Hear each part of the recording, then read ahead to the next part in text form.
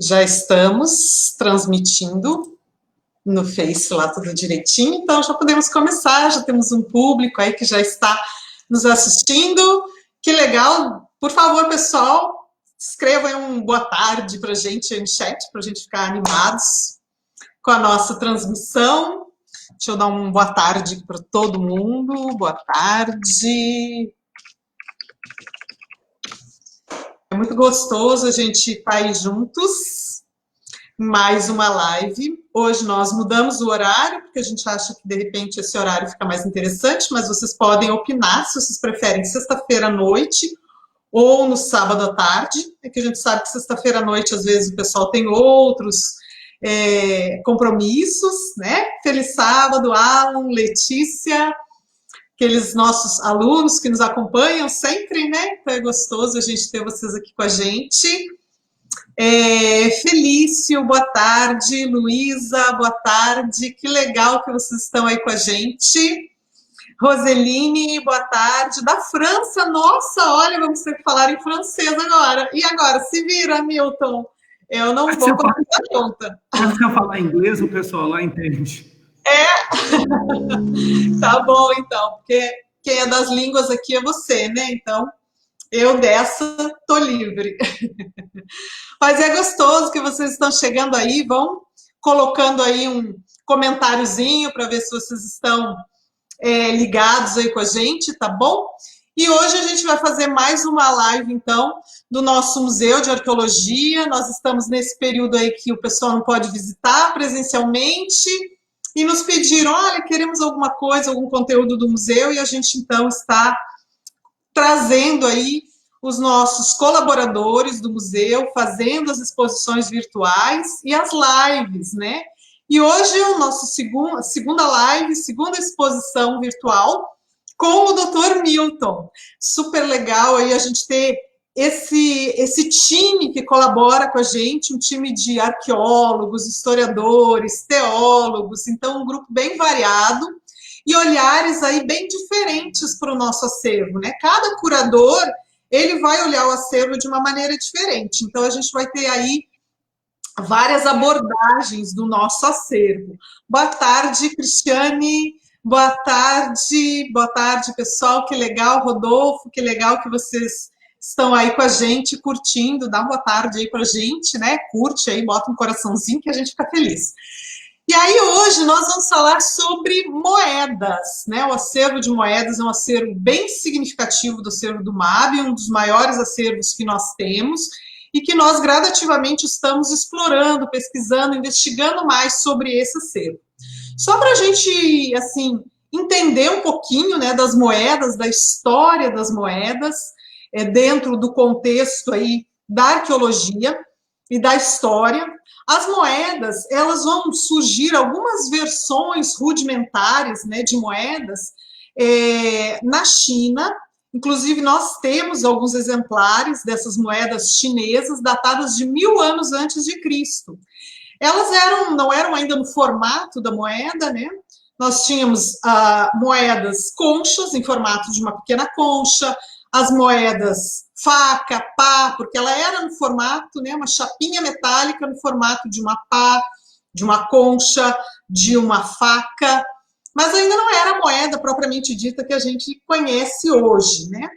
E essas primeiras moedas, então, elas vão surgir na Lídia, mais parecidas com aquilo que hoje nós entendemos como sendo a moeda metálica, né, não o papel moeda, por volta de 700 anos antes de Cristo.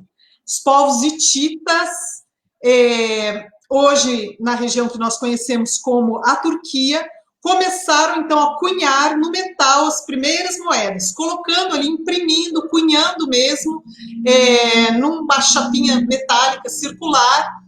Esse metal, muitas vezes, é feito à base de ligas de ouro e bronze, que a gente chama de electro, e ali eles cunhavam um animal, uma figura de um animal, muitas delas com a figura de um leão, figuras humanas estilizadas, ou de elementos da natureza. E esse processo, ele começa, então, a se disseminar, essa prática do uso dessas moedas. Depois nós vamos ter moedas na Grécia, moedas persas, e as moedas romanas, sendo que Alexandre o Grande vai ser aquele, né, um dos primeiros aí que vai colocar a própria efígie dele, né, o rosto dele na moeda, representado aí como Zeus, né, um dos grandes deuses da mitologia, e essa utilização, então, das moedas começa a se disseminar, e Grécia, Pérsia, Roma, esses impérios começam a praticar esse tipo, né, de uso aí para o comércio. E no nosso acervo de moedas, do MAB, nós vamos ter exemplares de todos esses períodos, desde as moedas mais antigas, essas chinesas, as moedas hititas, persas, gregas, romanas, é uma das nossas maiores coleções. E nós vamos ver essas moedas, então, com figuras muito diversas, e isso é bem interessante para que a gente possa estudar aí tanto a iconografia do período, a religião, os líderes políticos, por meio dessas moedas. Por isso que a moeda acaba sendo um objeto aí muito interessante do ponto de vista arqueológico. A próprio lugar onde elas vão sendo localizadas, isso demonstra onde que esse comércio chegava. Então, para a arqueologia, a moeda é um elemento extremamente importante. Então, aí a gente vai ter moedas que começam a ser cunhadas não apenas com a face, mas com os deuses da mitologia, com elementos da natureza. No caso das moedas judaicas, que eles não aceitavam aí a idolatria, né, o uso das imagens, a gente vai ver moedas utilizando galhos, ramos, objetos, para não aparecer a face humana ou de deuses. Enfim, uma variedade de possibilidades aí de imagens começam a surgir nessas moedas. Mas a gente quer ouvir mesmo o Milton falando sobre as moedas romanas. Especificamente, ele resolveu expor moedas que aparecem no texto bíblico, né, Milton? Como que foi? Fala um pouquinho para a gente dessa sua escolha por esse tema. Fala um pouquinho também da sua trajetória com a arqueologia, teologia, né, tudo isso que acaba envolvendo o seu conhecimento, e com a cultura clássica, né, que é o que você gosta bastante aí desse período. Bom, Janaína, muito obrigado por me convidar para essa live. Estou me sentindo assim bastante prestigiado. É sempre um prazer contribuir com o Museu de Arqueologia Bíblica. E foi o museu que me despertou o interesse pelas moedas. Eu confesso a você que o meu interesse pelas moedas é um interesse recente. Quando eu fazia o doutorado em arqueologia, eu tive a oportunidade de fazer disciplinas de numismática, mas eu nunca, assim, me interessei. Eu estava tão, assim, ávido por dominar mais o grego e as informações sobre a Grécia, que eu realmente não liguei muito. Mas quando o museu recebeu essa doação de moedas, não é, uma coleção, e formou uma coleção bastante considerável, bastante razoável, eu passei a me interessar pelas moedas. Então, eu devo esse interesse ao Museu de Arqueologia Bíblica. E principalmente porque tem coisa escrita na moeda. Não é? E eu sou um arqueólogo meio estranho, porque eu só interesso por coisas escritas. Né? Então, eu gosto de trabalhar com inscrições, eu gosto de trabalhar com manuscritos, e agora gosto de trabalhar com moedas também, porque, como eu disse antes, tem coisa escrita na moeda. Né? Então, são essas inscrições, aqueles símbolos ali que me cativam. Então, o meu interesse por moedas é um interesse recente, mas eu confesso a você que desde que eu descobri que o MAB, né, o Museu de Arqueologia Bíblica, tem um acervo considerável de moedas, eu adquiri várias obras de numismática e eu tenho procurado ler. E de vez em quando, as perguntas que você tem me feito, né, porque de vez em quando você me manda um e-mail querendo saber uma informação sobre uma inscrição ou outra, uma legenda ou outra, então tudo isso contribuiu para que o meu interesse se desenvolvesse. Então, é a primeira vez que eu vou falar em público sobre moedas, mas eu já tenho estudado o assunto há algum tempo. Quando você me convidou para fazer a inscrição, e você me falou sobre as moedas que eu poderia apresentar na exposição, eu decidi falar sobre as autoridades romanas que aparecem, que são citadas no Novo Testamento. Mas depois, quando você me convidou para fazer essa live, eu falei assim, olha, eu vou tornar isso mais interessante. Então, em vez de falar só sobre as moedas romanas, eu vou falar também sobre as moedas gregas. Então, houve uma mudança, você vai notar isso no próprio PowerPoint que a gente vai apresentar, houve uma mudança de foco, né? Então, agora eu resolvi falar sobre todas as moedas do Novo Testamento, e não apenas as moedas romanas, como a gente tinha combinado durante o período da exposição virtual. Então, eu espero que isso não represente nenhuma dificuldade, e, afinal de contas, grego é sempre algo que me deixa muita vontade, né? Então, acho que trazer as moedas gregas vai me ajudar a falar sobre as moedas romanas. Legal, legal. E é interessante, né, a gente perceber o quanto a moeda, né, você falando da inscrição da moeda, né, o quanto a moeda ela traz, né, essa série de conteúdos. Tem a inscrição, tem a imagem, né, tem o próprio material com que é feito. Isso tudo são informações que nos trazem aí conteúdos a respeito desses povos antigos, né? Pois é, eu me interesso muito pelas legendas, né, as inscrições, e pela iconografia, que são as imagens, né? Eu confesso a você que, assim, é só incidentalmente, por exemplo, que eu me dou conta que uma moeda é de prata, ou que uma moeda é de cobre, ou de elétron, tá certo? Porque realmente a minha preocupação é sempre mais com o texto escrito, com a ligação histórica ao texto escrito, e também com respeito à questão da iconografia. A iconografia é uma coisa muito apaixonante também. Se você quiser, você já pode projetar o PowerPoint, porque eu não tenho como projetar aqui, não é? Então, se você puder me ajudar, eu agradeço. E aí eu vou te dando as dicas e você, por favor, vai passando as imagens. Eu quero também avisar para o pessoal que eu não tenho como responder as perguntas ou observações que eles fizerem aí, porque eu estou utilizando um programa que não é exatamente o Facebook, eu estou no BeLive. Então, a Janaína está nos dois, mas para eu poder partilhar a tela com ela, eu estou em outro programa. Então, é por isso que eu lamento, mas toda a interação comigo terá que ser feita pela Janaína, o que vai tornar a nossa apresentação muito mais simpática, não é? Não te preocupa aí que eu vou ajudando aqui. Só um pouquinho que eu vou voltar aqui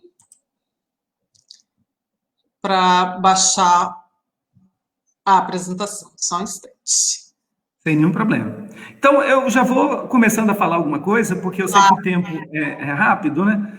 Então, como eu dizia antes, eu mudei um pouquinho a apresentação do PowerPoint em relação à exposição virtual que está disponível ainda no Facebook do museu, e eu pretendo falar sobre todas as moedas. Algumas são repetidas, que algumas moedas são estrelas, elas aparecem em quase toda a história. Outras moedas são coadjuvantes, elas aparecem numa ou noutra história.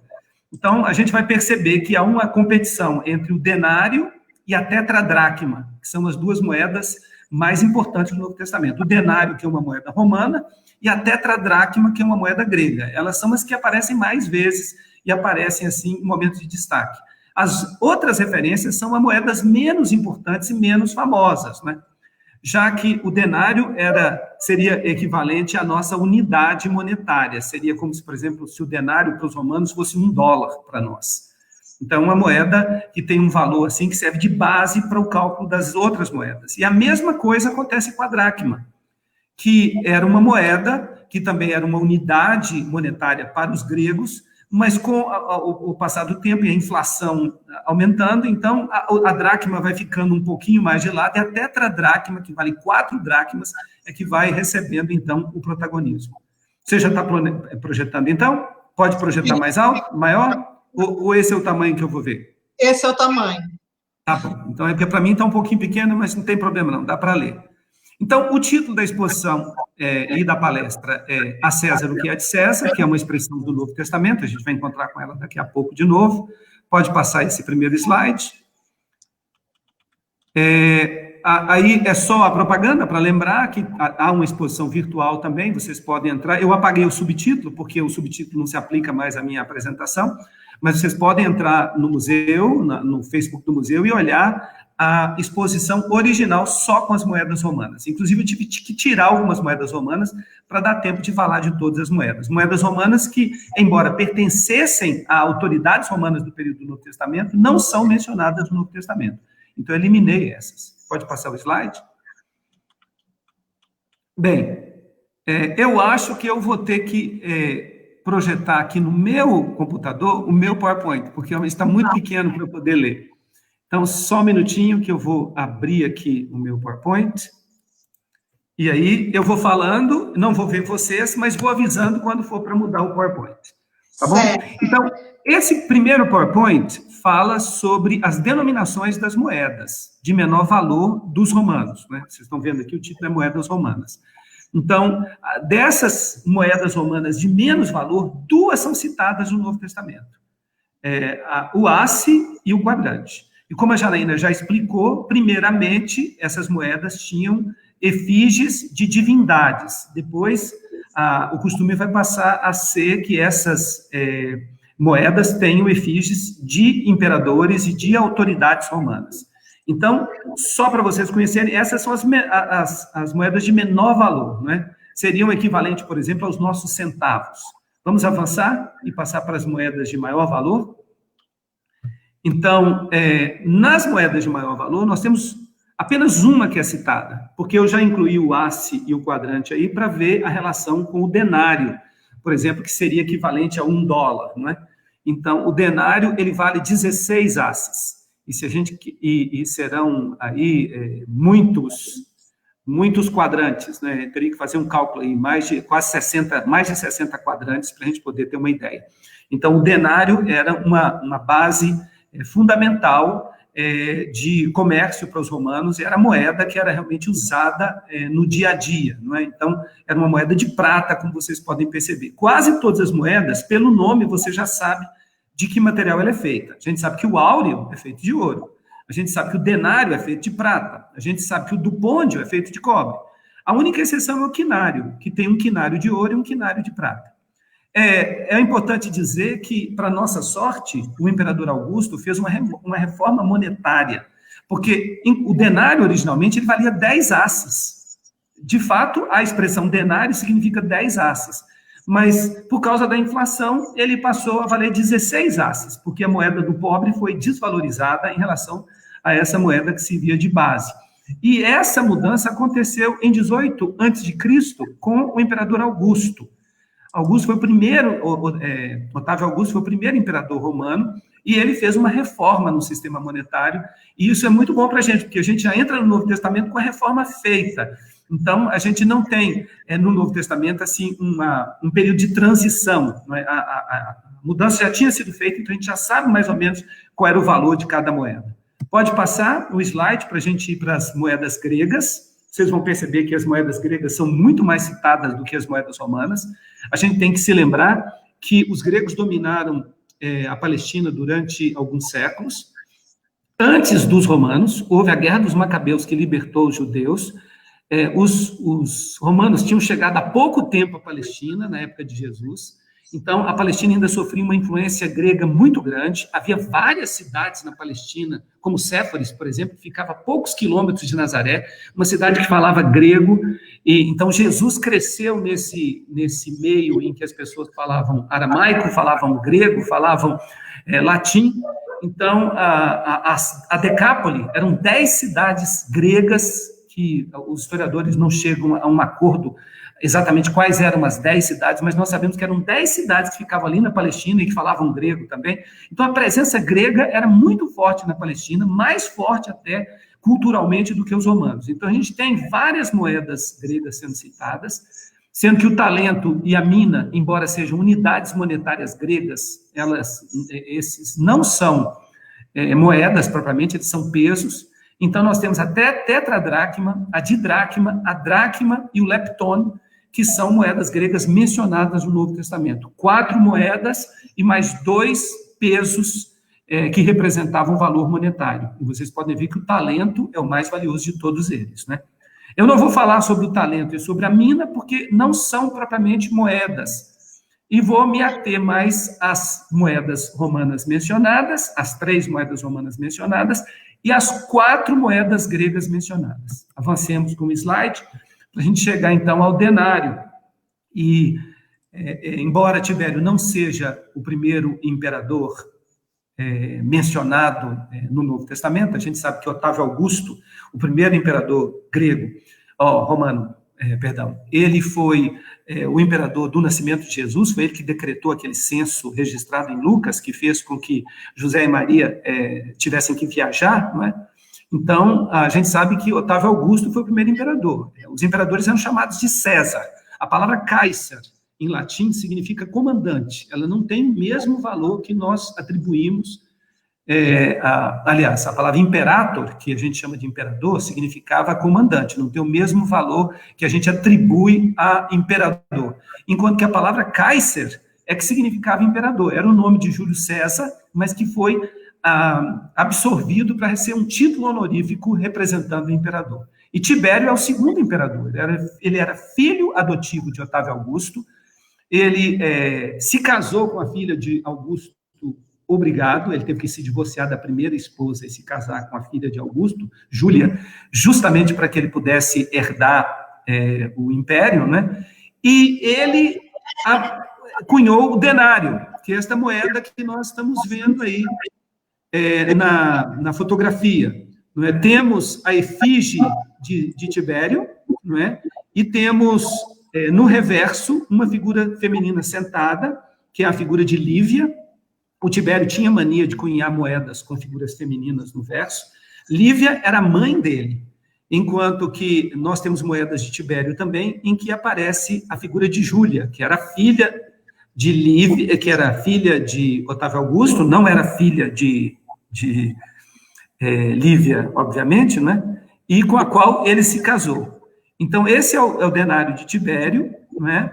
A gente percebe que as inscrições, elas são abreviaturas, aparece por extenso a palavra Kaiser, mas o primeiro nome, Tibério, só é resumido nas letras TI. Depois nós temos a expressão Divi Augusti Filius, que é uma expressão muito importante, porque ela mostra que Augusto já tinha sido divinizado. Os imperadores romanos, eles nunca aceitavam ser chamados de Deus antes de morrerem. E essa moeda, o denário, uma moeda muito importante na época, prova isso. Porque em latim está escrito que ele é filho do divino Augusto, mas não atribui a ele nenhuma divindade. Só a partir de Domiciano é que os imperadores, já no final do período neotestamentário, é que os imperadores vão exigir adoração enquanto vivos. Mas durante todo o período do Novo Testamento, nós não temos essa exigência. Então, aparece exatamente essa declaração aí, né? A gente nota que a expressão Divi Augusti está no caso genitivo, justamente para dizer que é filho do divino Augusto, e a gente nunca deve interpretar isso como se fosse ele dizendo que ele era divino, porque se fosse assim, ele deveria ter usado o caso nominativo, mas ele não faz isso. Há também a abreviatura da expressão Pontífice Máximo, isso quer dizer que na época que ele cunhou essa moeda, ele era a maior autoridade religiosa de Roma. Os romanos chamavam a sua maior autoridade religiosa de Pontífice Máximo. E ele tem esse nome diferente, porque Pontífice quer dizer aquele que fabrica pontes, porque era função da maior autoridade romana escolher o lugar onde as pontes seriam construídas. Então, a maior autoridade religiosa tinha que ter conhecimentos de arquitetura, porque era ela que decidia onde é que as pontes eram construídas. E é interessante que hoje o Papa se atribui esse nome de Pontífice Máximo, e o Papa diz que com isso ele forma uma ponte entre Deus e o homem. Então, o Pontífice Máximo é o maior fabricante de pontes, esse é o significado da expressão. Podemos avançar, então, para o próximo, né? Só para mencionar aqui, no próximo slide, foi provavelmente a efígie de Tibério que Jesus mostrou no denário que lhe foi trazido, porque perguntaram para Jesus, não é lícito dar o tributo a César? E ele falou assim, traz uma moeda aí. Aí trouxeram a moeda. Ele perguntou, de quem que é a figura que aparece na moeda? É de César. Então ele falou, então, se é de César, é para dar para César o que é de César. A gente não pode ter certeza que foi esse denário exatamente, porque Augusto também havia cunhado denários, com a efígie dele. E esses denários, eles não saíram de circulação. Então, a gente sabe que ele trouxe, mas ele tem 50% de chance de o denário que Jesus pegou ter sido aquele com o rosto de Tibério César. Ele tem 50% de chance, talvez um pouco mais. porque era um denário que tinha sido cunhado há menos tempo do que o de Augusto, mas o de Augusto ainda continuava circulando. Então, uma boa possibilidade que tenha sido esta moeda que Jesus tomou nas mãos na hora de dar aquela resposta. Aí, para vocês terem uma ideia, eu coloquei a frase em grego, porque na tradução, a tradução, ela omite, né? ela esconde qual é a moeda que está sendo falada. Então, a gente percebe aqui que essa é a passagem de Mateus 22. Então, quando Jesus fala aqui, ó, na primeira frase, me mostra a moeda, essa expressão aqui sublinhada, tonomisma, tá certo? Eu acredito, vocês já estão comigo aí no texto grego, né? Eu não esqueci de dizer que era para passar o slide. Então, no texto grego que aparece aqui, de Mateus capítulo 22, ele está dizendo assim, me mostra a moeda. Tonomisma é a moeda do tributo. A palavra kenso, que está aqui do lado, significa tributo. Significa censo. Mas eles faziam o censo só para descobrir quem é que eles tinham que taxar. Então, a moeda do censo é a mesma coisa de a moeda do tributo. Então, eles lhe trouxeram um denário. Olha aqui a expressão, nitidamente, sublinhada aqui e em negrito. Um denário. E aí ele diz a frase famosa, apodoteum ta caesaros caesari, caetatuteu toteu. Significa, dai a César, portanto, o que é de César, e a Deus, o que é de Deus.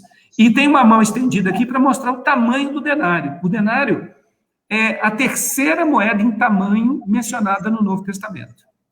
Então, vocês vão ver que há duas outras moedas maiores. Mas o denário é uma moeda bastante importante, dá para perceber ali em relação às outras que depois eu vou mencionando. Vamos avançar para vocês verem que em Lucas 10, 35, o denário é de novo a estrela. O denário é uma moeda que aparece muitas vezes no Novo Testamento, porque era a unidade monetária romana. Então, aqui, se vocês se lembram, é a história do bom samaritano. Então, está escrito aqui em grego, e na manhã seguinte, ele tomou 2 denários e deu ao estalajadeiro. E disse, cuida dele. E se ele gastar mais, eu pago quando voltar. Então, basicamente, é isso que ele está dizendo. Então, aqui, olha, a gente já viu um denário na mão de Jesus, e agora a gente vê 2 denários na mão do bom samaritano, que deu os 2 denários para o estalajadeiro, para que o estalajadeiro pudesse cuidar daquela pessoa que havia sido atacada pelos salteadores no caminho. Então, de novo, a gente viu o denário em ação. O denário também aparece em outra história, a história de Mateus, capítulo 18, 28. Então, saindo aquele servo, encontrou um dos seus conservos, que lhe devia 100 denários, e, lançando mão dele, o sufocava, dizendo, paga o que me deves.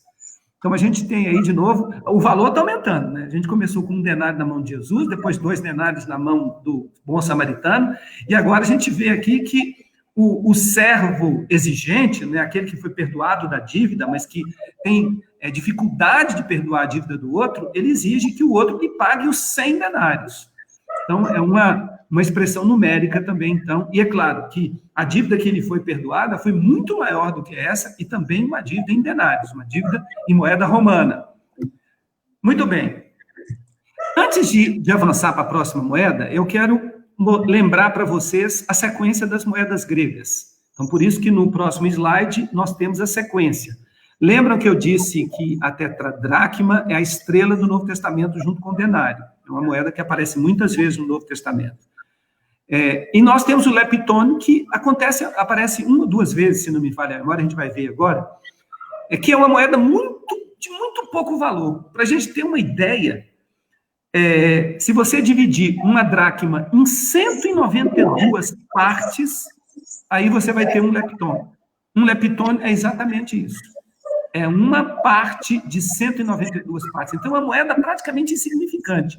É mais insignificante do que o centavo, se a gente puder dizer isso, né? Porque até o centavo é a 100ª parte. Mas aqui nós temos uma moeda que são 192 partes, né? São necessárias 192 moedas dessa para dar uma dracma. Então, avançando. Esse é o leptone. E esse é um leptone da época de Pôncio Pilatos, que foi o governador que condenou Jesus à morte.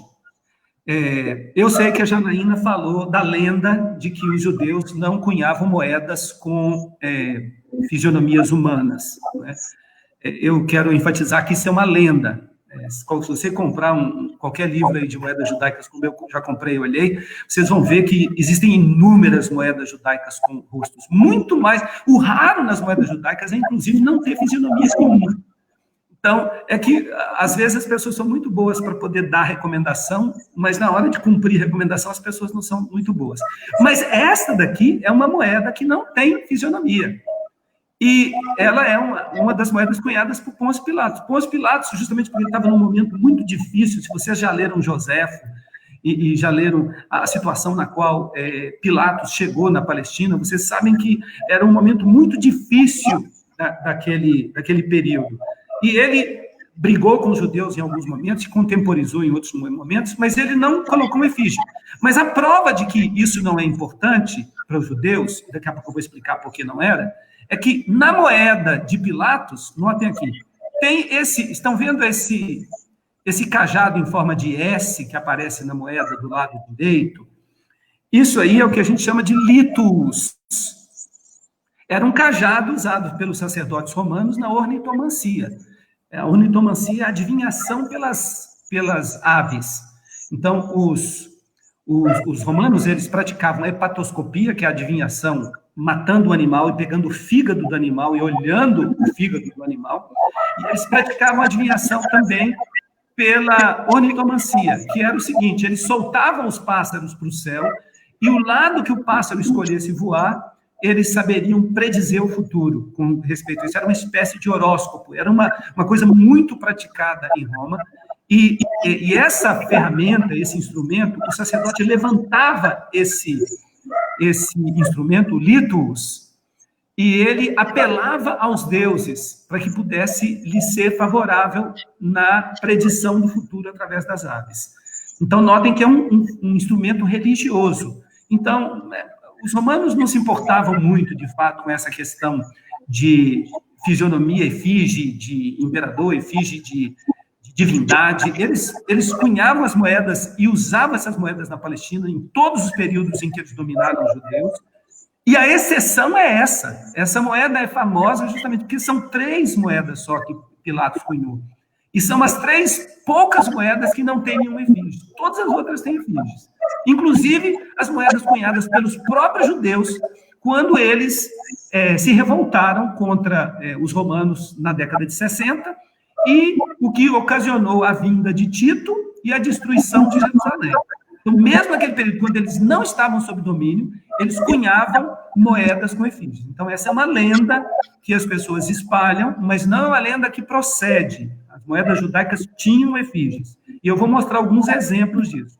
Mas, para a gente poder ter uma ideia, as 3 moedas que Pilatos cunhou são as 3 moedas, e como eu disse, essa moeda é mencionada no Novo Testamento, o lepton. Ele não é, a gente não tem certeza se é um lepton de Pilatos, porque havia outras leptá é o plural.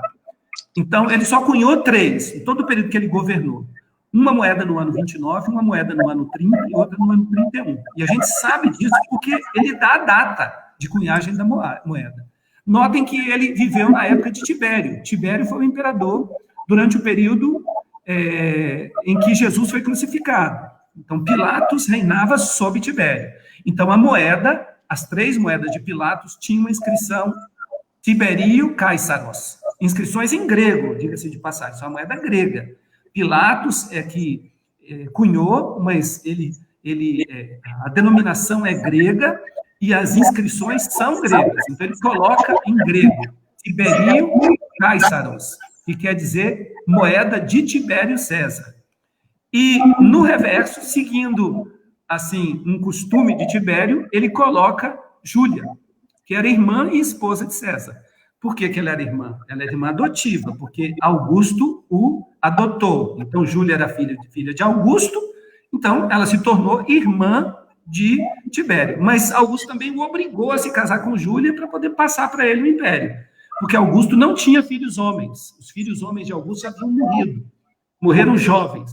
Então, ela era irmã e esposa dele. Então, ela, só no ano 29 que ela aparece. Na do ano 30 e do ano 31 ela não aparece. Notem que o Lzinho que aparece nas moedas, dá para ver bem nitidamente o L da moeda do meio, não é? Justamente a moeda do litus, que eu havia mostrado na página anterior. Então, no slide anterior, então temos o Lzinho aqui, que significa apenas ano de conhagem, é o símbolo do ano da conhagem. A gente não pode nem dizer que é um L, porque o lambda, que é uma letra grega, é bem diferente desse L. Mas depois nós temos as letras que representam números para os gregos. Os gregos não conheciam zero, então eles necessitavam de 9 letras para representar as unidades, 9 letras para representar as dezenas e 9 letras para representar as centenas. Então, por exemplo, nessa moeda do meio, nós temos o iota, que se você olhar na tabelinha que eu coloquei do lado direito, dá 10. E se você olhar o zeta, certo? Que é o número 7. É que aqui é o Z maiúsculo, né? E na minha tabelinha eu dei o Z minúsculo. Então, vocês estão vendo aqui que ele vale 7. Então, isso quer dizer que é o ano 17. Mas é o ano 17 de Tibério, não é o ano 17 da era cristã. Então, é por isso que a numeração não bate, tá bom? Então, avancemos para a gente ver a citação do leptônio no Novo Testamento. Acontece em Lucas, capítulo 21, verso 2, na oferta da viúva pobre. Então, notem que tem o leptônio aí, aparece uma mãozinha mostrando exatamente o tamanho do leptônio em comparação com o do denário, que a gente já viu. Então, vocês conhecem essa história, e o Evangelho diz que Jesus viu uma mulher pobre, penicrano, quer dizer pobre. Jesus viu uma mulher pobre lançando ali 2 moedinhas. E o texto bíblico fala qual era a denominação da moeda. Leptá, que é o plural de leptônio. 2 moedinhas. Então, era realmente uma oferta insignificante. Para vocês terem uma ideia, uma oferta que valia menos do que 1 centavo para a gente. Você divide a moeda em 192 partes, como a gente viu. Então, é muito insignificante. Quando a gente vai ao texto de Marcos narrando a mesma história, a gente pode passar no slide, a gente vai para o texto de Marcos, capítulo 2, verso 42, a gente vê que o evangelista interpreta. Como é que a moeda grega, ele dá um comum, ele dá o câmbio do câmbio. Então, ele diz o seguinte, e ela vindo uma mulher pobre, uma viúva pobre, perdão, Queira é viúva, e Pitoquê é pobre, e vindo uma viúva pobre, lançou 2 leptá, lançou 2 moedinhas. Ele interpreta que valem, ou que valiam, 1 quadrante. Ele deu o câmbio, ele citou a moeda grega e deu o equivalente romano. É por isso que muitas pessoas imaginam que Marcos tivesse um público romano, por causa de certos detalhes dessa natureza. Então, ele fala em grego e depois ele dá uma explicação que possa ser compreendida por um romano. Então, e o nome Marcos, a gente sabe que é um nome romano também. Então, ele tinha de tudo, realmente, para poder se preocupar com os romanos. Então, ela lançou ali 2 moedinhas, 2 leptá, né, porque leptônio é o singular, leptá é o plural, é uma palavra neutra, e ele dá o câmbio, né, que valem 1 quadrante. Então, a gente vê que até o quadrante romano, que é o centavo romano, é maior do que as leptá gregas, né? São necessários 2 leptá para valer 1 quadrante. Então, é realmente uma quantia insignificante. Avançando, nós vamos agora chegar à dracma. A dracma, que é uma estrela também, juntamente com... A tetradracma é maior, é uma estrela maior, mas a gente vai falar um pouquinho sobre a dracma, antes da gente falar sobre a tetradracma. Eu tentei achar uma dracma mais perto do período do Novo Testamento, mas eu confesso que não achei. Na minha pesquisa aqui, nos meus livros de numismática e tudo, eu não consegui encontrar uma dracma do período do Novo Testamento que fosse cunhado mais ou menos na região do Novo Testamento. Ou seja, eu encontrei dracmas do período do Novo Testamento, mas cunhadas muito longe da Palestina. Então, essa daqui é que está mais próxima, pelo menos está na Ásia, né? Não está na Europa. E essa dracma foi cunhada em Ecbátana, que era a capital da Medopérsia, vocês se lembram disso, dos persas, pelo rei dos partos, que era chamado de Sinatruces. Ele assumiu em 75, então ela tem que ser depois de 75, mais ou menos. Então, alguns falam até o ano 70 a.C., e aparece a cabeça de Sinatruces, ele aparece barbado, ele tem uma tiara, que é como se fosse uma coroa daquela época, um pendente que sai da orelha, e atrás dele aparece uma âncora, porque ele gostava de navegar, não é isso? No reverso aparece um arqueiro sentado em um ônfalos. O ônfalos é o símbolo grego que competia com a cruz na religião grega. A palavra significa umbigo, e era o lugar onde ficava o oráculo de Delfos, que era considerado o umbigo do mundo. E ali, então, ficava Pitonisa, e ela fazia profecias, que se tornaram profecias famosíssimas na antiguidade. Era o centro da religião grega. Então, o ônfalos era muito importante por isso. Então, ele está sentado no ônfalos do mesmo jeito que a Pitonisa ficava sentada no ônfalos. Aparece uma legenda escrito Basileus Megalo, que quer dizer do grande rei, né? Ele está se dizendo o grande rei. Nessa época, os partos eram dominados pelos gregos, porque os gregos também tinham dominado aquela época, por isso que a moeda é cunhada em grego. O nome da cidade, Arsácia, aparece em grego, era a capital dos partos naquela época, e os romanos vão invadir aquela região e vão conquistar aquela região. E ele se chama de Epifanes, que quer dizer aquele que aparece, aquele que brilha, e ele se chama também de amigo dos gregos, Philelenos, que aparece na inscrição.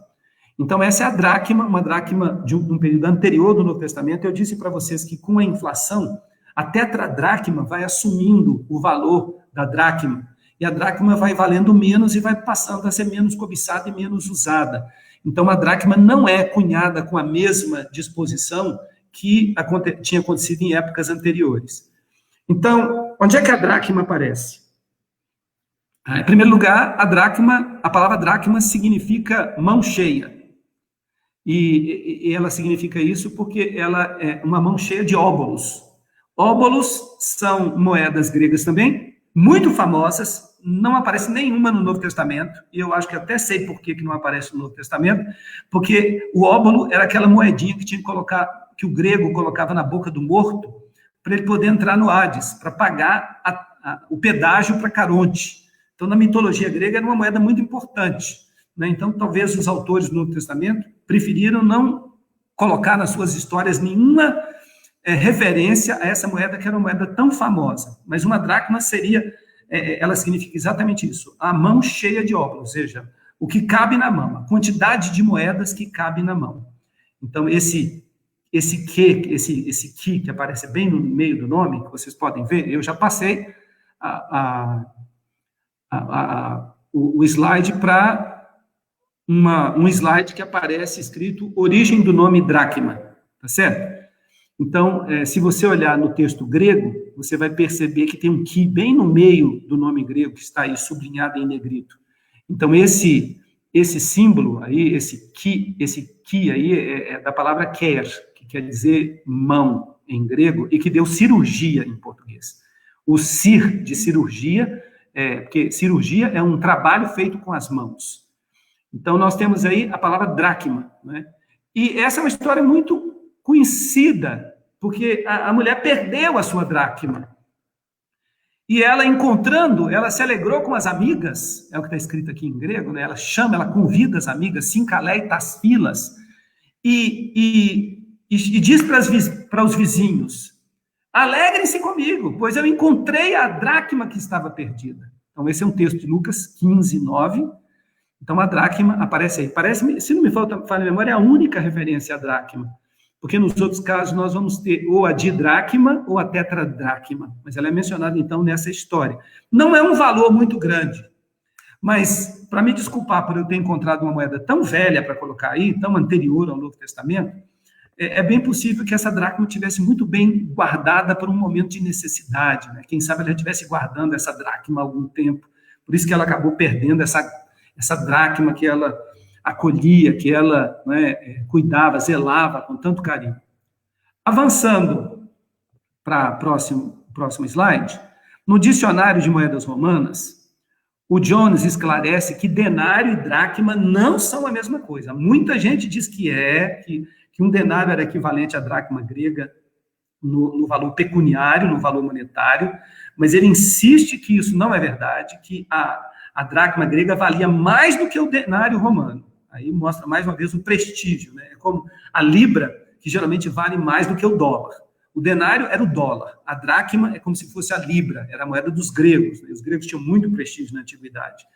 Então, ele diz que a relação é uma relação de 112 para 100, ou para ficar mais preciso, 9 para 8.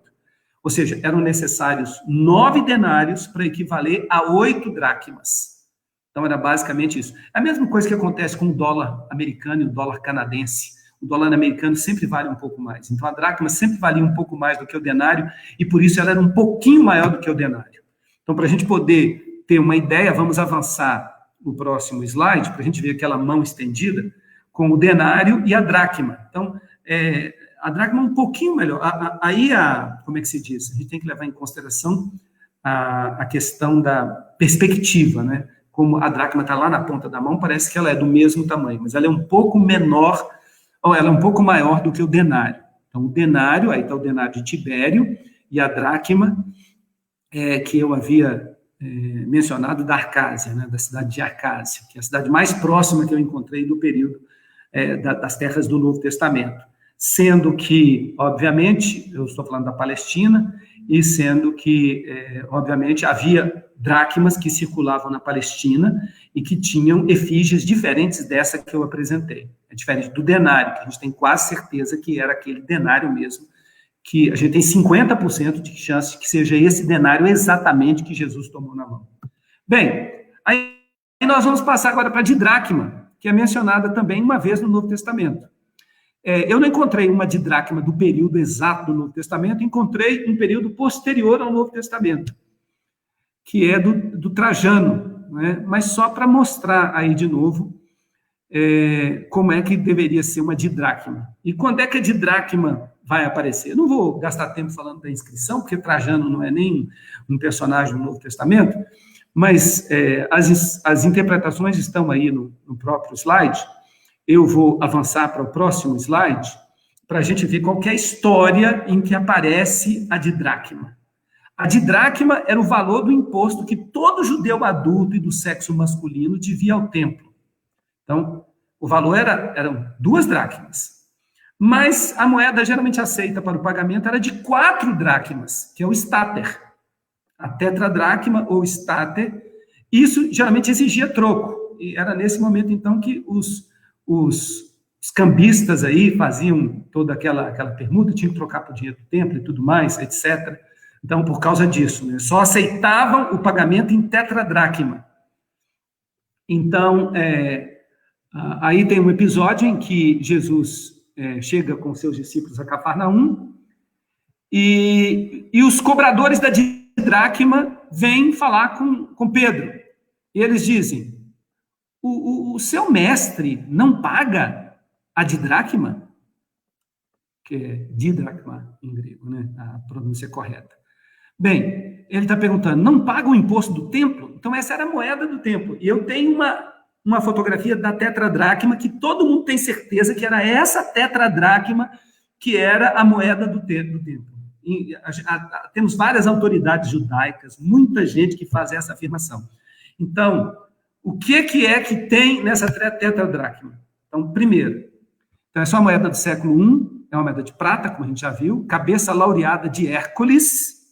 A moeda que era recebida no templo de Jerusalém tinha a efígie de um Hércules, para desbancar de vez com essa lenda de que os judeus não usavam moedas com efígies de divindades gregas ou romanas.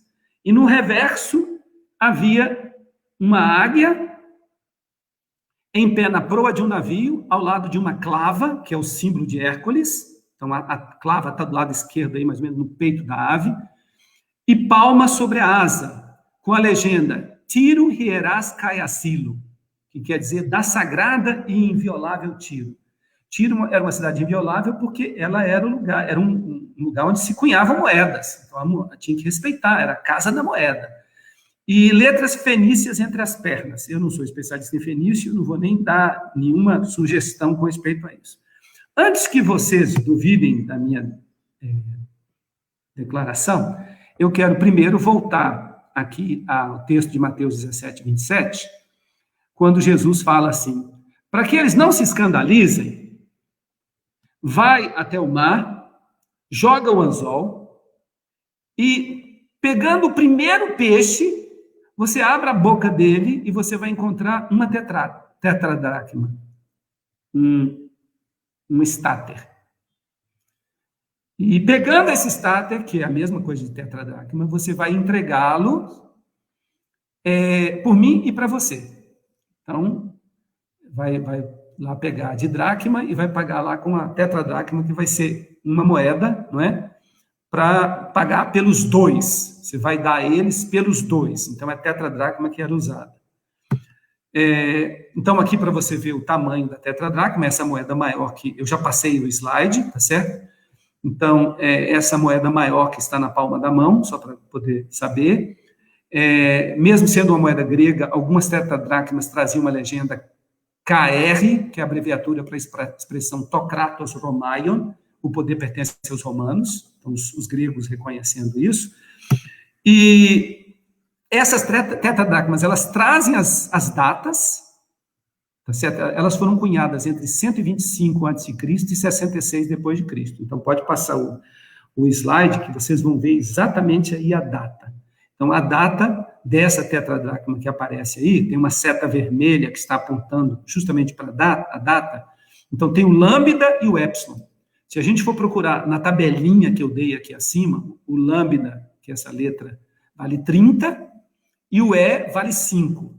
Então, essa é do ano, então a gente tem que somar 30 mais 5. Então, é do ano 35. Mas é do ano 35 desde que a cunhagem começou. Então, essa é uma tetradracma do ano 92 a 91. Mas ela continuou sendo cunhada assim o tempo todo. Então, ela começou a ser cunhada no ano 125 e foi até o ano 66 depois de Cristo, que foi justamente quando houve a revolta dos judeus e a subsequente destruição de Jerusalém. Era a moeda principal em Jerusalém durante todo esse período, e não há nenhuma fonte que duvide disso. Então, era associado com o deus fenício Melkart, e podem passar o slide, vocês vão ver que, por conta de que era uma moeda tão popular, os especialistas acreditam que naquele episódio de João capítulo 2, versículo 15, quando Jesus entrou ali e virou as mesas, lembram? Quando ele expulsou os cambistas do templo, aqui o texto grego diz tokerma, fala que ele derramou o dinheiro. Não diz que ele derramou as tetradracmas, mas todo mundo imagina que tenha sido as tetradracmas, e de modo geral, é o que os especialistas em moedas, os numismatas, acreditam. Só para vocês terem uma ideia, nós temos aqui uma citação de David Handin, que é no livro Guide to Biblical Coins, um guia para as moedas bíblicas, e eu vou ler essa citação para vocês, porque é uma citação interessante. Então, ele diz o seguinte: uma pergunta frequente é como é possível que os judeus se sentissem à vontade usando uma moeda de Tiro que mostrava a imagem esculpida de um deus pagão para fazer seu pagamento anual ao templo. A razão para isso é como deixa claro a Mishnah. A Mishnah faz diversas referências ao fato de que eles aceitavam no templo uma moeda pagã. Que dinheiro válido não está sujeito a ser considerado impuro. Então, como o dinheiro é de ouro ou prata, que são metais nobres, eles nunca ficam impuros. E só é suscetível à impureza quando usado para outro propósito, como para servir de joia ou de peso. Então, se você transformar uma moeda num brinco, aí fica impuro. Como a moeda viável não pode ser contaminada, a única relevância é seu valor e pureza, não o seu design. Então, esse é o que diz o David Handin, no livro Guia às Moedas Bíblicas, né? Há outras pessoas que exploram a Mishnah sempre dizendo isso, né? Moeda não fica impura, não importa qual é a efígie que ela traga. E quem é o doido de dizer que uma moeda ia ficar impura? Afinal de contas, judeu é judeu, né? E árabe é árabe. Então, quem não gosta de ganhar uma moedinha de vez em quando, ainda mais se for uma moedinha de prata ou de ouro? Então, por conta disso, eles usavam livremente essa moeda que tinha a inscrição de Hércules. E por que Hércules? É o deus Héracles, dos gregos. Porque Tiro, nessa época, tinha sido dominada também pelos gregos. Então, os romanos haviam chegado há pouco tempo em Tiro, haviam conquistado Tiro, mas culturalmente Tiro ainda estava sob a influência dos gregos. Então, eles faziam tudo conforme os gregos faziam. É claro que tinha uma letrinha fenícia lá embaixo, por uma questão de orgulho nacional, mas a moeda era uma típica moeda grega. Então, aqui, se a gente passar o slide, vocês vão ter essa moeda na mão, uma fotografia um pouco mais legível, né? Tanto da efígie quanto da inscrição. E se a gente avançar para o próximo, vocês vão ver outro momento em que há uma referência a tetradracma no Novo Testamento, embora o nome tetradracma não seja mencionado. É quando os sacerdotes pegaram o dinheiro para dar para Judas. Então, todos os relatos, no capítulo 27 de Mateus, todo o relato, né, tomando lá de Jeremias, porque o que acontece é o seguinte, havia uma profecia de que o Messias seria vendido por 30 moedas de prata. Então, essa profecia estava em Jeremias. Então, por conta disso, era necessário que no Novo Testamento fosse citada a mesma expressão que os gregos teriam usado lá na Septuaginta, que é moeda de prata. Então, os sumos sacerdotes, tomando as moedas de prata, disseram, não é lícito jogá-la de volta no tesouro, já que é preço de sangue. Time haimatos. Time, que quer dizer honra, não é? A timocracia é o governo dos mais honrados, daqueles que têm mais méritos, né? Timocracia é a mesma coisa de meritocracia. Também significa preço em grego. Então, é preço de sangue. Então, o texto fala moedas de prata, mas, de modo geral, os especialistas não têm dúvidas de que a moeda usada foi a tetradracma. Eram 30 moedas de tetradracma. Eram 30 tetradracmas que foram usadas para Jesus. Bem, vamos deixar as dracmas de lado, vamos continuar avançando. Ô, Janaína, por favor, você me mantém informada aí do tempo, tá? Porque como eu estou projetando na tela cheia, eu não estou vendo aqui o tempo. Quanto tempo eu ainda tenho? Nós já estamos com 58 minutos. Tá bom? Então, eu acho que eu vou dar uma apressada para falar sobre o ASSI, que é a menor moeda, uma das menores moedas romanas, não é? Se você for para mim até o slide em que tem Mateus 10, 29 em grego, e tem a palavra assario sublinhada e negritada, o ASSI era uma moedazinha muito pequenininha. Então, nesse momento aqui, Jesus está perguntando, né? Não se vendem 2 pardais por um ASSI? E aí ele diz que nem sequer um cabelo cai do nosso cabelo, da nossa cabeça, sem a permissão do nosso Pai Celestial. Então ele usa essa expressão, uma moeda romana, agora está usando. Parece que quando Jesus fala, ele sempre usa as moedas romanas, né? Ele está se dirigindo às autoridades. Ele pega o denário, aqui ele está falando, ele usa o ASSI também. Então, fazendo essa afirmação de que nós valemos mais do que 2 pardais. Aí depois, na próxima página, tem o ASSI de Tibério, do Cláudio, que é o imperador seguinte, depois de Calígula. Essa foto aqui, Janaína, foi você mesmo que me mandou, mas o que você me mandou quase não dava para ver nada. Olha o que eu fiz com a foto, tá vendo? O que dá um tratamentozinho na foto, olha só, ela ficou bem mais legível, né? Mas eu nem vou falar nada, é o mesmo ASSI. Depois tem o quadrante, que aparece também, é uma moeda romana, que a gente sabe. Aqui temos um quadrante de Cláudio, que é o imperador que expulsou os judeus de Roma, e é um imperador que é mencionado várias vezes no livro de Atos, é o imperador de Atos, né? Tibério é o imperador dos evangelhos, e Cláudio é o imperador do livro de Atos. Então, a frase que aparece é isso aqui, olha, está em Mateus 5, 26. Em verdade, digo para você que você não vai sair daqui até que você pague o último centavo. Olha só, então a gente percebe que é uma moeda bem insignificante, né? Que vale 1 centavo. Então, se você está comigo aí em Mateus 5:26, onde eu coloquei essa frase, né? Então, percebe-se que aí nós temos, de novo, um busto do imperador, né? As moedas romanas, não tem nenhuma dúvida de que elas tinham cabeças dos imperadores e tinham referências às divindades e coisas, mas algumas pessoas falam das moedas judias, né? Então, nessa época, os judeus não estavam cunhando moedas, mas mesmo quando eles cunhavam, eles usavam esses aspectos, né? E, olha, com isso, eu chego ao final, eu mencionei todas as moedas que ocorrem no Novo Testamento. Eu chego ao final, e se houver alguma pergunta, né, a gente pode voltar e falar sobre alguma coisa. Eu não sei aí, Janaína, se o pessoal está mandando perguntas. Sim, chegaram aqui algumas perguntinhas. Então, o pessoal ligado com a gente, que gostoso, né? Nossa, ainda bem que vai ficar gravada a live, né? Que depois dá para a gente ir ouvindo aos pouquinhos, né? E reestudando todo esse conteúdo, porque é muita coisa, né? Aqui, o Caesar, ele perguntou se o Lepton, ele só aparece no livro de Lucas.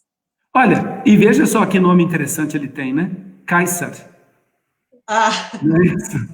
Então, olha, assim, eu estou tentando me lembrar se há alguma outra ocorrência.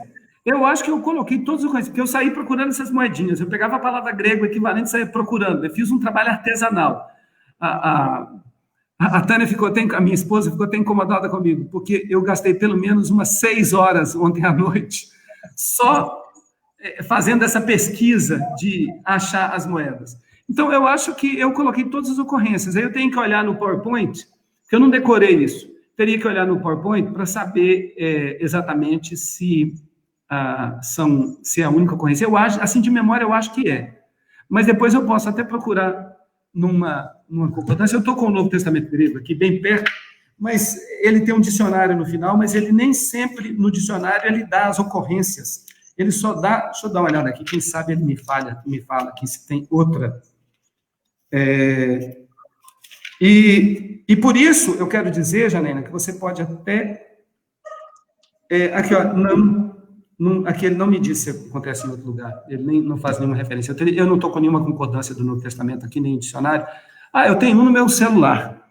Poderia dar uma procurada aqui, para ver se eu acho. Mas o que eu estava dizendo é o seguinte, você pode, inclusive, compartilhar eu não sei se há um lugar para isso os slides.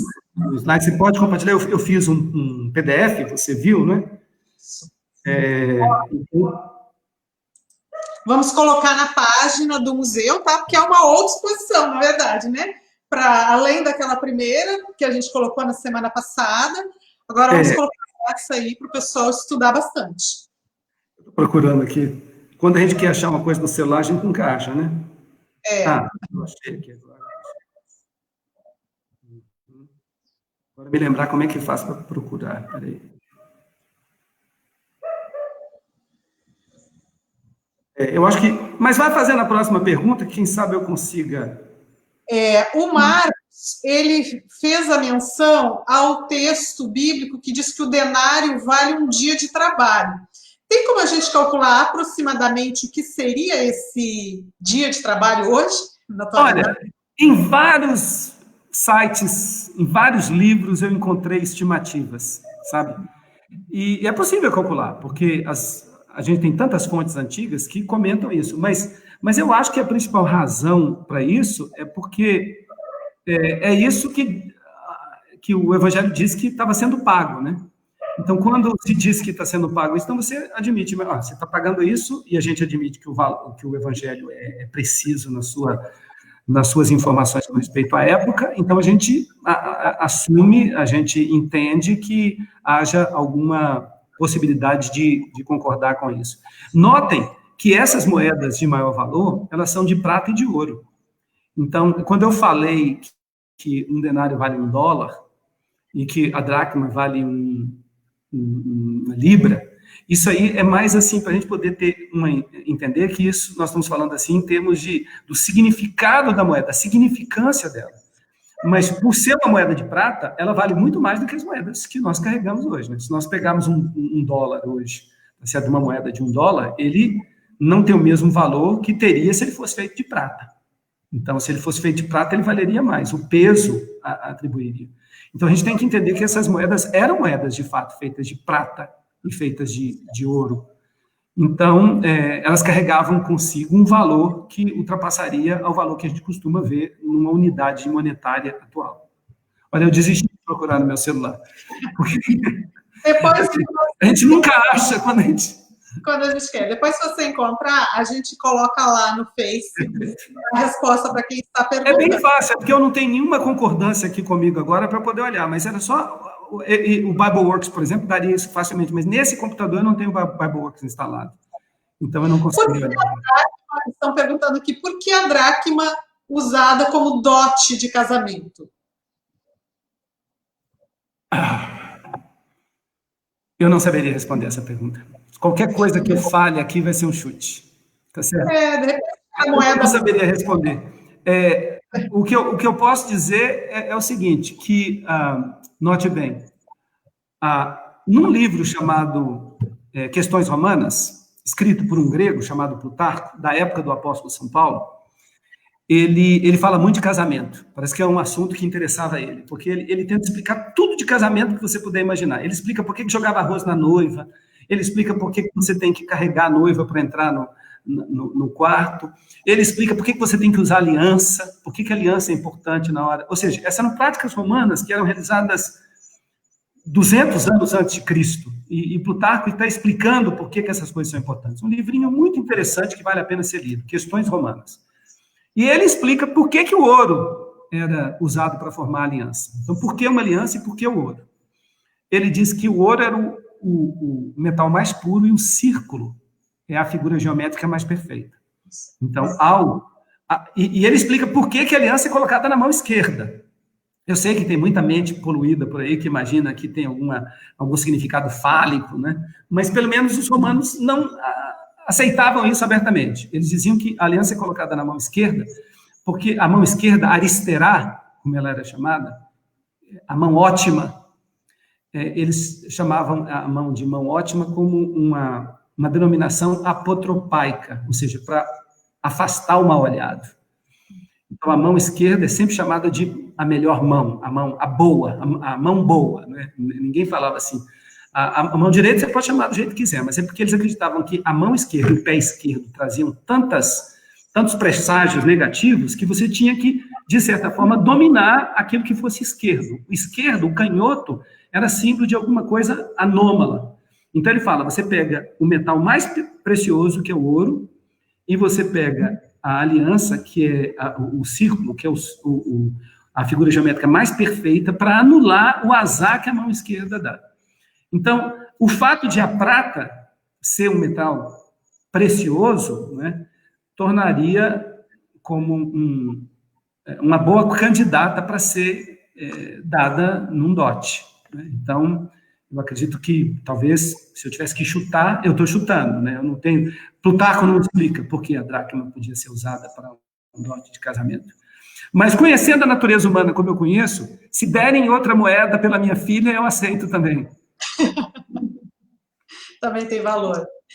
Muito legal, gente. Quanta coisa boa a gente aprendeu, né? A partir de um elemento, claro, que, né, tem o seu valor, a moeda, né? Dinheiro, como o Milton disse aqui várias vezes, quem não quer, né? Até no templo eles aceitavam uma moeda, embora tivesse a efígie ali de um deus, né? Então, o dinheiro, ele sempre tem aí uma série de relações com a sociedade e como que ele acontece, nessas dinâmicas a respeito do dinheiro. É interessante que essas moedas, elas eram cunhadas de maneira muito artesanal, só lá por volta de 1500 da nossa era é que surgem as prensas que realmente conseguem fazer a moeda ser fabricada de maneira, vamos dizer assim, em série industrial. Então, essas moedas eram feitas individualmente mesmo, né? e trazendo todas essas características, inscrições, imagens, efígies, né? Símbolos que falam muito dessas culturas, da sua religiosidade, das suas crenças, dos seus valores, das suas práticas. Então, a moeda como um elemento aí arqueológico, né? Ela traz uma série de conhecimentos para a gente hoje e que nós podemos aí aproveitar bastante. Então, eu quero muito agradecer ao Milton por ter trazido tanta coisa boa para a gente. Isso tudo vai ficar gravado no nosso Face. Por todos aqueles que nos acompanharam aí, que ficaram aí juntinho com a gente. Foi muito gostoso essa oportunidade. E teremos outras, tá, pessoal? Então, aqueles que estão nos curtindo aí, nós vamos ter outras aí com nossos outros colaboradores do museu. Esperamos aí continuar. Bom, quero agradecer a presença de todos que estiveram conosco, especialmente os nossos familiares, né? Que são aqueles que têm que ter cadeira cativa, né? E os nossos alunos e os nossos amigos que estiveram conosco. Milton, você quer se despedir, por favor? Quero agradecer a todos pela atenção, dizer que foi uma honra participar aqui pelo Museu de Arqueologia Bíblica. O nosso conhecimento ainda do acervo de moedas é um conhecimento incipiente, né, inicial, mas à medida que essa parceria minha com a Janaína continuar, eu pretendo realmente trazer mais informações e me interessei muito pelas moedas. Quero continuar fazendo essa parceria com você, Jana. Ah, que legal. Só temos a ganhar, todos nós. Quero agradecer a você, porque você selecionou muitas das moedas que você enviou, né? Eu trabalhei em cima das moedas que você me enviou, depois eu fui em busca de outras, mas muito obrigado. Quero também recomendar um livro chamado A Treasury of Jewish Coins, que é muito interessante, um livro de 2001, que trata com detalhes dessa questão da moeda do templo. Quero mencionar um outro autor que eu não coloquei nas minhas referências bibliográficas, mas deixa eu ver se eu acho aqui bem rapidinho, que é justamente que ele escreveu um livro inteiro tentando arranjar um jeito de sair desse gancho. Ele acabou não conseguindo direito sair desse gancho de evitar ter que admitir que eles utilizavam a moeda de Hércules no templo em Jerusalém. Peraí que eu estou quase achando aqui, e aí eu vou encerrar. O pessoal aqui está agradecendo, dizendo que foi muito bom, que aprendeu muito, muito didático. Que legal, gente, que vocês estão gostando. Compartilhem aí o conteúdo que a gente vai disponibilizar. Essa é a nossa intenção, né? Dividirmos esse conhecimento. E é como a gente falou na semana passada, né? O acervo ele só faz sentido quando ele é pesquisado, né? Quando ele é investigado. Aí ele traz conteúdo, traz conhecimento. E é um desafio que temos aqui após, né? Para o pessoal estudar, pesquisar. Sim, Milton. Eu até achei que não tivesse colocado nas minhas referências, mas acabei colocando. Eu só não coloquei completa. Depois eu tenho que completar.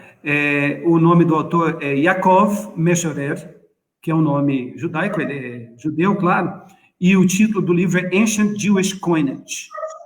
Então, Cunhagem de Moedas Antigas Judaicas. Então, é um livro muito interessante também. Ele defende a ideia de que, em algum momento, essas moedas foram cunhadas em Jerusalém, mas, de modo geral, o pessoal não adota muito a teoria dele, não, e ainda continua valendo a teoria do livro anterior do livro anterior que eu mencionei, que é um livro um pouco mais velho. Sim. Tá certo? Então, tchau para todos, muito obrigado, um abraço para todos, um feliz restante de sábado, e a gente se vê na próxima live. Sim, gente, valeu, muito obrigada pela presença de todos, Deus abençoe, uma feliz semana, e fiquem ligadinhos aí que em seguida já sai a próxima exposição e a próxima live, tá bom? Super beijo. Você sabe sobre o que vai ser, Janaína?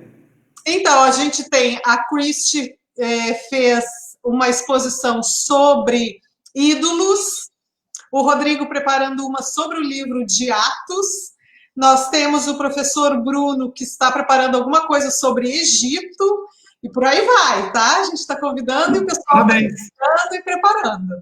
Parabéns. Vai ser muito gostoso. Então, uma boa tarde para todo mundo e até a próxima. Tchau, pessoal.